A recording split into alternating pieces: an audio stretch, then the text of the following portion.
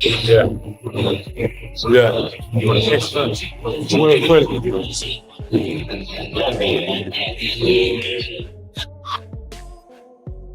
I'm honored to be here. I'm happy to be here. I think December 19th is going to be crazy though. I think the center's going to be like buzzing, just crazy energy in the room. I think it'll be really good. So now, remember, I took a year out of the game to refresh because I was just piling on more and more baggage. I just feel fresh. I feel rejuvenated. It wasn't like I took the year out in vain. I had a purpose and I'm just living. No, you look fresh. I feel good, man. I feel good. I've been training hard. I'm close to the weight that I need to be at for the fight. I feel good. He's done me a favor. Walking around bulky and heavy. I feel quick. I feel amazing. So I'm looking forward to the fight. That's why I'm just vibing right now. I think he is a smart operator. I think he's managed to put a good team around him to help him achieve his wildest dreams. I think he's a smart young man. So I don't want to focus on it being like about Jake. Oh, Jake's small, so that makes me confident. Jake's this, so that makes me confident. I'm just focused on myself. I'm confident in myself. 2 weeks out from Jake Paul versus Anthony Joshua, and the air already feels like it's buzzing with electricity. All right, come in.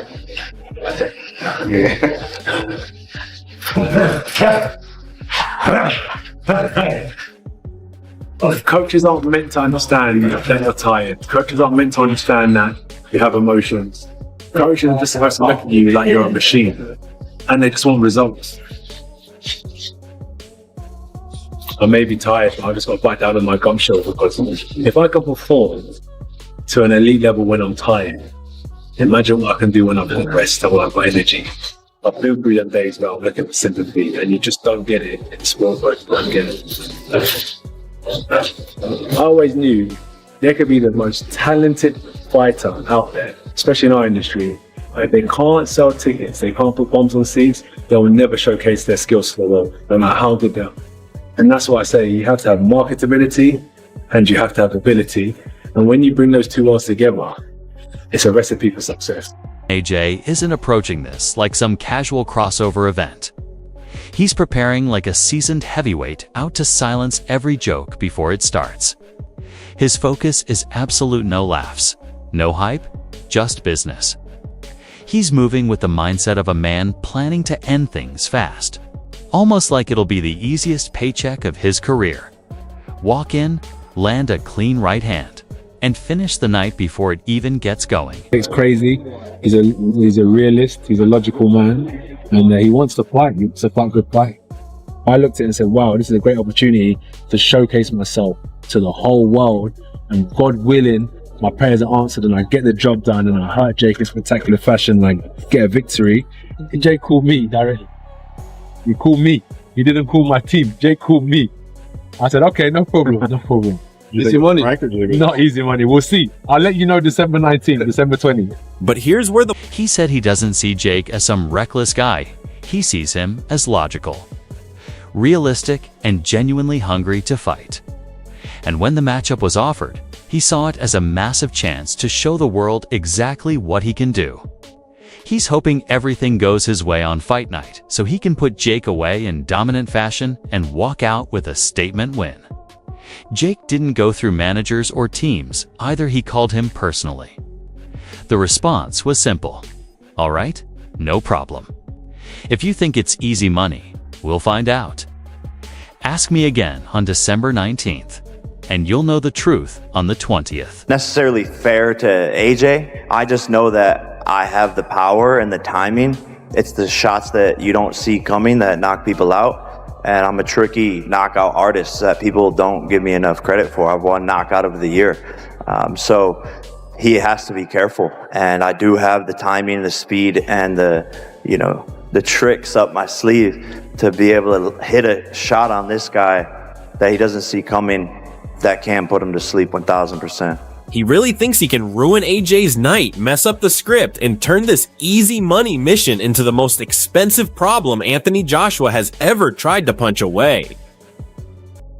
I think it's watching his Dubois fight, watching the Ruiz fight, even watching the Usyk fight.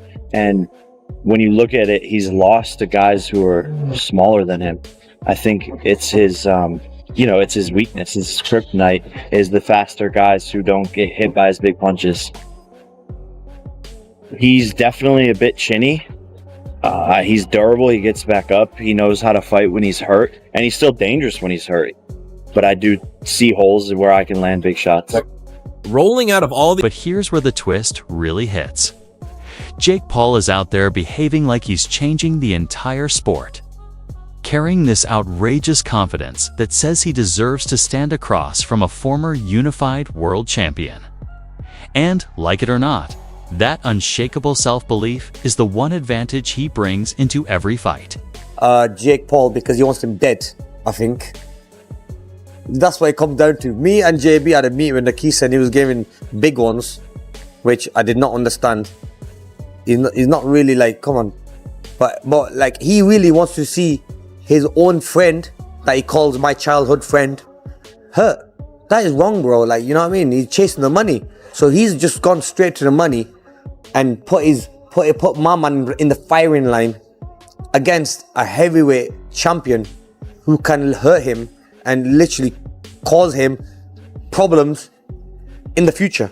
He genuinely believes he can derail a Jay's night, flip the entire script, and turn what looks like easy money for Joshua into the most expensive nightmare he's ever tried to knock out. When I look at a Jay's past fights, Dubois, Ruiz, even the Usyk bouts, you notice a pattern. He struggled with smaller, quicker fighters who can slip his power shots. That's always been the weak spot. That's his kryptonite. Fast movers who don't stand still long enough to be hit clean. AJ can be touched. He's shown that chin can be tested. Sure, he's tough. He gets back to his feet, and he knows how to fight through danger. But there are openings. There are clear moments where someone with timing can land something big. And as all the hype builds around Jake Paul versus Anthony Joshua this month, Amir Khan adds a much heavier warning. He says this fight isn't just spectacle, it's a genuine threat to Jake's safety. In his view, Jake's camp, especially promoter Nakisa, might be pushing him into a matchup that could cause him real. With a shot like he hit Ngannou and knocked him clean out. I mean, even Ngannou would knock Jake Paul out. But that just shows, like, but you can't mess with the sport. Boxing, you can't mess with boxing. Oh, the boxing is a sport that you have to respect. You're always at one punch away from getting hurt, and something bad's gonna happen one day and they're gonna regret it. They're gonna say, oh, why did we take that fight? It's not like they need the money. And if I was AJ, and a YouTuber come to me, who's tiny, who's smaller than me, and weaker than me, and has no experience at all, you think I'm gonna say no to him? Interview 5, he suggests it feels like Jake's team is chasing a massive payday rather than thinking about his long-term safety. Khan stresses that someone like Joshua isn't just a big name, he's a heavyweight capable of delivering the kind of damage that doesn't go away. Unlike lifelong professionals who've spent years building up the conditioning to take those shots, Jake comes from a completely different path. Khan insists that boxing demands respect, because a single clean punch from a Jotha, same type that flattened Ngannou, and far more than Jake's confidence. It could shut down his entire boxing future in one night. Ends this YouTube boxing, because in a way, someone is going to get hurt badly, and this could be the fight that someone gets hurt so bad that they will never ever get sanctioned to ever fight again. You know what I mean? But it's true though, innit, bro? Like, honestly, like, the sport is tough, man. And it's hurt and damaged a lot of people that have been boxers, and let alone, and these are people that are used to taking punches. While he acknowledges that a few YouTubers, like Slim, have proven they can actually fight, he warns that this particular matchup goes far beyond harmless entertainment. In his view, one small mistake in a fight like this could lead to a result nobody wants, not for Jake, not for AJ, and not for the sport. Khan's message is straightforward. All the hype around influencer boxing doesn't erase the real risks of stepping in with a world-class heavyweight. Boxing isn't about views, trends, or viral clips. It's a sport where a single punch thrown at the wrong moment can change everything. He's actually helping a lot of female fighters and women boxing as well by putting his promotion on, so I respect him massively. But if Anthony Joshua was to lose to Jake Paul, it would be the biggest upset, travesty, whatever you want to call it, in boxing history. So he has to look past Jake Paul. Well, let's hear from Anthony talking to the media in Miami. One of the questions that was put to him was about his lengthy stint outside of the ring.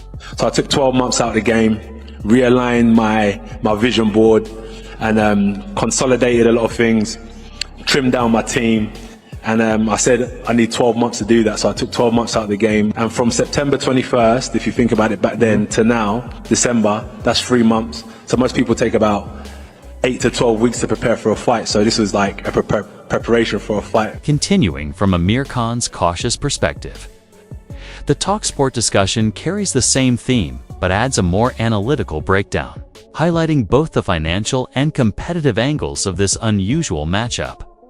Liam Smith reacts with genuine excitement at the spectacle of Jake Paul versus Anthony Joshua, noting that for AJ and his supporters, this bout feels like a simple low-risk, high-reward opportunity after years spent battling the very best heavyweights in the world.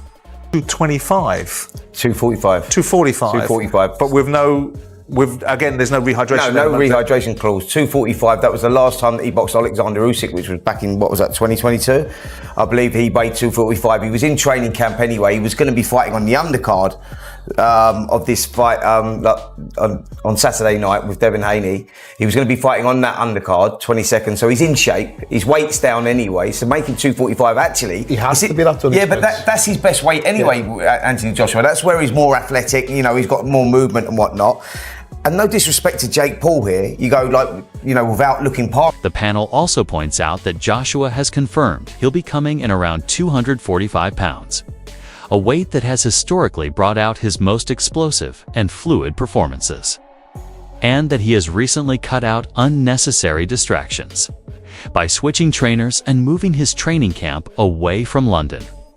Although the group acknowledges Jake Paul's promotional skills and his impact on growing the sport, especially on the women's side, they're unanimous in saying the skill gap between the two fighters is enormous.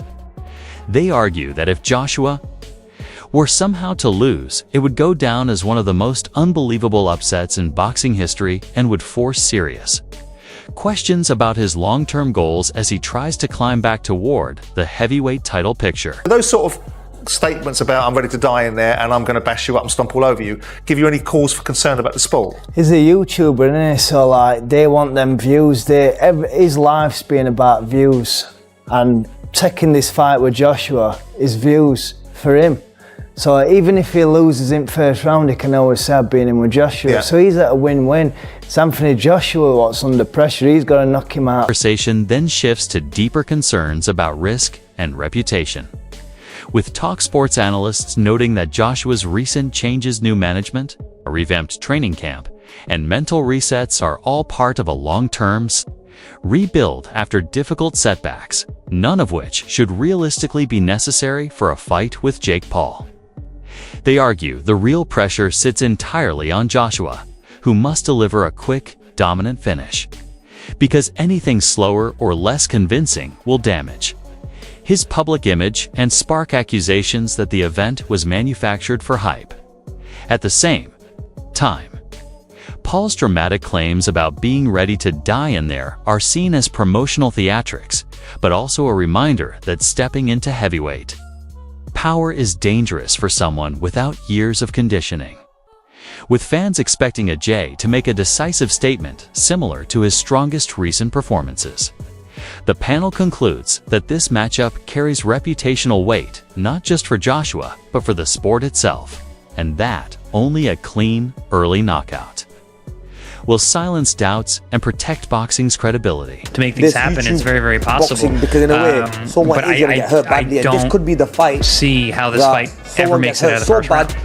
And if it does, then never ever get then comes into sanctioned question to ever fight of, again. is this a real fight? I mean, it's true though, innit, bro? have the Like, rule set honestly, come like, out yet? Have the we sport's tough, man. heard whether or not Anthony Joshua has to wear his boots on the wrong feet if he can't throw his right hand? If he has to be. He's got to knock him out fast.